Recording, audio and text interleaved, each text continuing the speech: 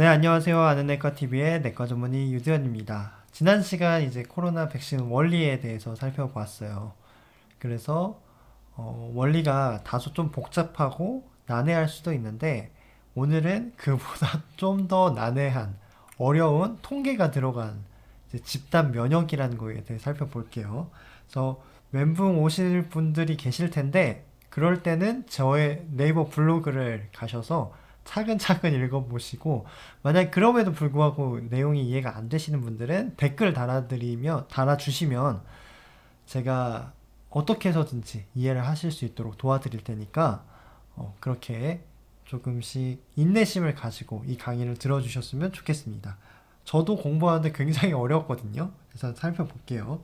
그러니까 많은 사람들이 여기 제 얼굴 때문에 잘렸을 텐데 많은 사람들이 백신을 맞으면 코로나가 끝이 날까요? 라는 질문에서 제가 이 강의를 만든 거예요.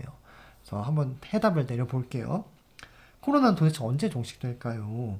라고 했을 때 초반에 막 기초 재생산 지수라고 해서 굉장히 뭐 무슨 지수 막 여러 가지 지수들이 막 돌아다니면서 그래서 백신을 많이 맞아야 됩니다. 뭐 이런 식으로 이제 뉴스에서 아니면 뭐 여러 의사 교수님들께서 이제 설명을 하셨었던 것 같은데 한번 제가 그거를 조금 심도 있게 공부를 했는데 쉽게 이제 설명을 드려 볼게요. 그래서 기초 재생산 지수는 말 그대로 의미가 이제 기초예요. 사람 한 명이 어떤 감염병에 걸렸어요. 그러면 이 내가 다른 사람을 몇 명 전파시킬 수 있나 그거에 대한 값이 바로 감염자 한 명이 전파시킬 수 있는 사람의 수라는 뜻인데 그게 바로 기초 재생산 지수라는 거거든요. 그래서 여기 보면 만약에 기초 재생산 지수가 4라고 해볼게요. 그러면 이 사람 한 명이 감염이 됐어요. 그러면 이 사람은 4명을 감염시키고 또 다시 또 4명을 또 감염시켜요. 그래서 기하급수적으로 늘어나겠죠. 근데 이때 만약에 백신을 맞은 사람이 있다면 방어가 돼요.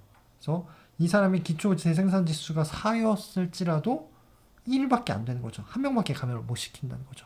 그래서 4에서 1로 되는 이 과정이 백신을 맞으면 어떻게 이렇게 줄어드는지 수학적인 식으로 풀어낸 게 지금의 강의거든요. 그래서 수학 굉장히 어려워하시는 분들도 제가 차분차분히 설명 드려볼 테니까 아직 끄지 마시고 따라와 주세요. 그래서 코로나 바이러스의 기초 재생산 지수는 2.5에서 3 미만이었어요. 근데 델타 바이러스가 생기면서 4에서 5로 늘어났거든요. 그 말은 즉 4명에서 5명까지 감염시킬 수 있다라는 그런 뜻이에요.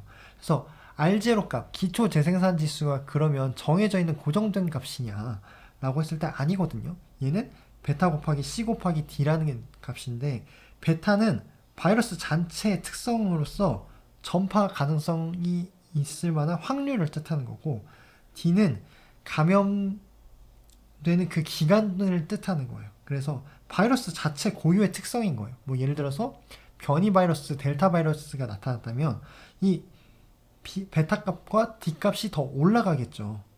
그리고 C라는 이 값은 이 접촉한 숫자거든요. 그래서 만약에 집단 내에서 사회적 거리 두기를 안 하고 계속해서 막 카페나 뭐 여행이나 뭐 해외 입출이 적극적으로 받아들이고 뭐 영국같이 막 축구 경기장에서 마스크 하나도 안 쓰고 있고 그러면 C값이 늘어나서 R0 값이 올라간다는 거거든요. 그러면 우리가 원하는 바는 이 R0 값을 0, 1 미만으로 떨어뜨려야겠죠. 1 미만으로 떨어져야 내가 걸리더라도 0.5명 전파시킨다는 거는 전파시킬 수도 있고 안 시킬 수도 있다는 거거든요. 그래서 1 미만으로 만드는 게 목표다. 베타 값과 D 값은 어쩔 수 없지만 C, 접촉률을 줄이자라고 했던 얘기가 여기서 나온 거고 그럼 백신은 왜 맞아야 되느냐라고 생각할 수 있는데 그때 등장하는 개념이 유효 재생산 지수라는 거예요. 유효 재생산 지수는 이 기초 재생산 지수 사람 한 명이 몇 명을 전파시킬 수 있냐라고 했을 때 아까 말씀드렸을 때 이제 그림에서 이 면역력을 가지고 있는 사람은 전파가 안 된다고 말씀드렸어요. 그것을 수학적 공식으로 풀어낸 게 감수성 있는 사람의 분율을 곱해버리는 거거든요. 이 말은 즉슨 어떤 뜻이냐면 내가 감염될 수 있을 확률이 있으면 감수성이 있다고 하는 건데 그거를 만약에 백신을 맞았다고 하면 감염수성이 있을까요? 없을까요? 감수성이 없다고 생각하거든요. 그래서 그거를 전체 값에서 이 감수성이 있다는 거는 백신을 맞았다는 거니까, 아니, 백신을 안 맞았다는 뜻이니까 백신을 맞은 사람을 빼면 되는 거거든요. 그래서 헷갈리시는 분들, 이해가 잘 안 되시는 분들은 그냥 이 값만 알아두시면 돼요. 기초 재생산 주수가 찐 전파력을 나타내는 그런 수치인데 이 값이 1 미만으로 돼야 되고, 이 기초 재생산 지수에다가 면역력이 있는 사람의 분율을 뺀 값이니까 얘가 백신을 많이 맞으면 맞을수록 면역 획득한 사람의 분율이 늘어나고, 그러면 이 전체 값은 이 뺄셈의 양이 더 커지니까 줄어들겠죠. 그래서 백신을 많이 맞아야 되는 이유가 여기 있습니다. 이게 백신을 많이 맞으면 전파가 안 된다고 말씀드렸어요. 그래서 다시 공식을 보면 R0 값과 면역 획득한 사람의 분율, 이게 중요한데 얘는 베타 곱하기 C 곱하기 D니까 얘는 바이러스 특성이어서 어쩔 수 없고, 이 C 접촉률을 줄여야 되고 백신을 많이 맞아야 된다 라고 말씀드렸습니다. 그러면 이제 다시 돌아와서 만약에 면역 획득한 사람의 분율을 이걸 올렸어요. 그러면 이 코로나가 종식될 수 있다고 생각을 해서 우리가 위드 코로나를 한 거잖아요. 근데 문제가 생겼어요. 문제가 뭐냐면 바로 베타 값과 D 값이 변한 거예요. 델타가 나타난 거죠. 얘네가 너무 올라버리니까 이 R0 값이 확 올라버린 거예요. 4, 5 이 정도로. 그러면 접종을 70% 80% 하면 끝날 거라 생각했는데, 위드 코로나를 해도 될 거라고 생각했는데 변수가 발생해버린 거죠. 그래서 R0 값이 이렇게 올라가 버리면 백신을 75% 맞아도 계속 전파가 된다는 거예요.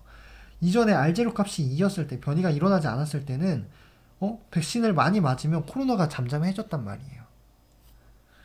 그래서 이 개념을 다시 살펴보면 이 질병 종식을 위해 이 분율이 몇이어야 되냐라고 하는 얘기가 이래서 중요한 거거든요. 예를 들어서 R0가 2.5라고 가정을 해볼게요.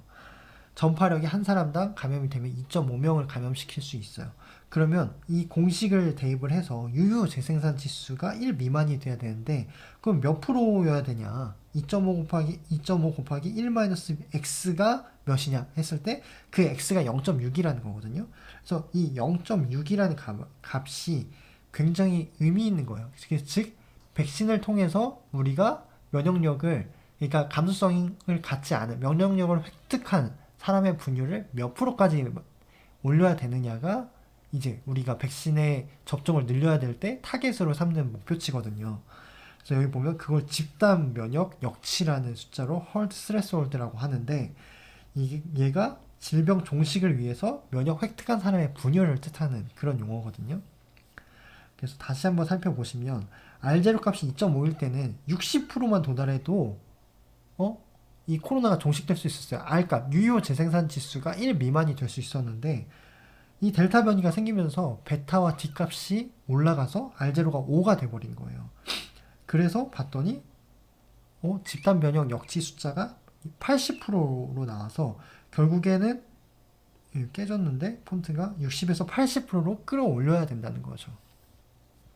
그러면 우리나라 지금 면역력 생긴 환자분들, 즉 백신을 맞은 사람의 비율이 85%나 되는데 왜 이렇게 돌파 감염이 많이 일어날까요?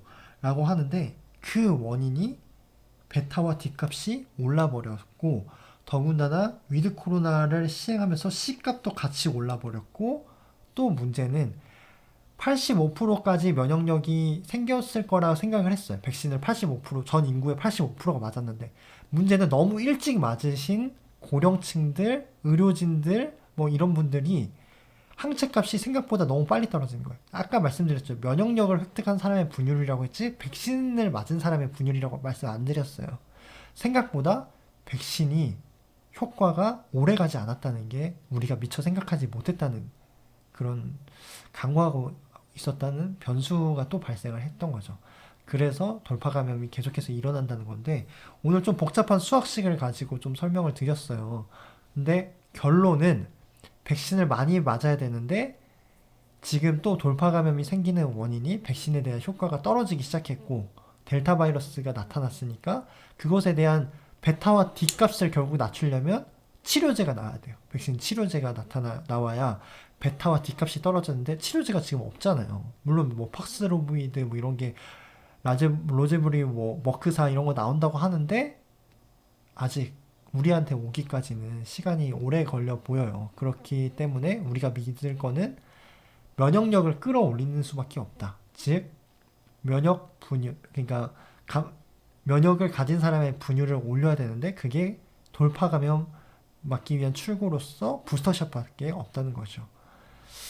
이상으로 제가 이제 집단 면역을 향한 도전에 대해서 이제 원리를 좀 수학 복잡한 식으로 좀 설명을 드렸는데 이해가 안 되시면 역시나 네이버 블로그 한번 들려주셔서 차근차근 이제 글을 읽어보시고 모르는 부분 있으면 언제든지 댓글 남겨주시면 제가 더 쉽게 노력해서 이해할 수 있도록 도와드리겠습니다.